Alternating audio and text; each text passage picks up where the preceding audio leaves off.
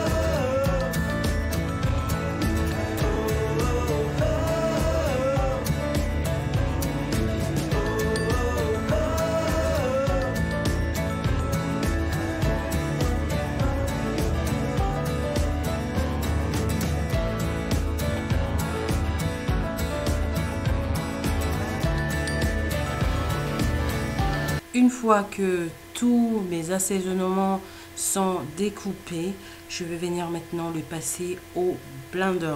Sinon, si vous avez un mixeur, c'est pas un souci.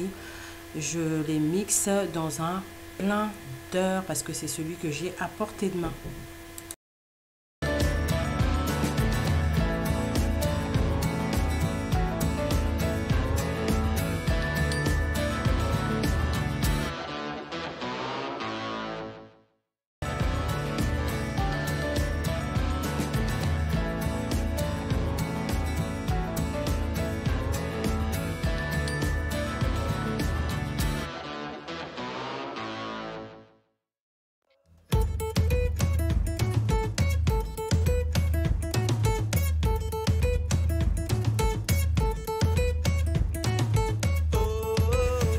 Alors pour la conservation de la marinade, vous allez voir que je vais utiliser du sel, déjà qui est un conservateur naturel. Je vais mettre un peu de jus de citron. Si vous ne voulez pas, c'est pas un problème. Le sel est un bon conservateur, l'huile est un bon conservateur pour les marinades. C'est vrai que j'ai fait tout le combo, mais vous pouvez juste vous arrêter à l'huile et sel, c'est parfait.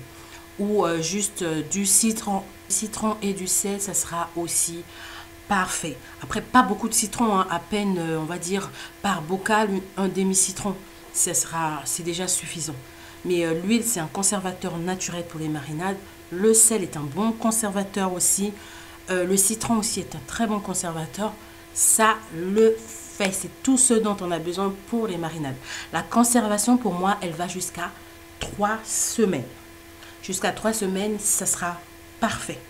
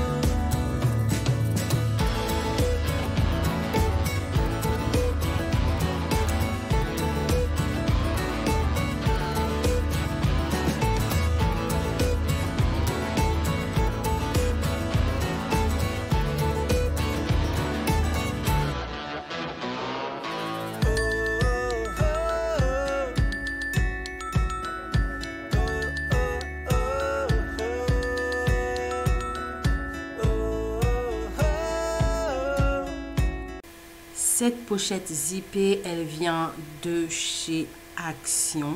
Je l'ai eu à 1,92 €. Il y en avait 2 dedans, une grande taille et une moyenne taille. Elle est super, vraiment. Elle fait partie maintenant de mes favoris. Et à ce prix, comment vous dire que c'est une très bonne affaire. Donc elle, je l'utilise pour le congélateur pour l'instant. Sinon, vous pouvez aussi l'utiliser dans le frigo, mais moi, je l'utilise pour mon congélateur. C'est parfait pour mettre mes marinades, parce que là, j'en ai fait beaucoup, donc j'en ai mis un peu dans le bocal. Et le reste de la marinade, je le mets dans cette petite pochette zippée.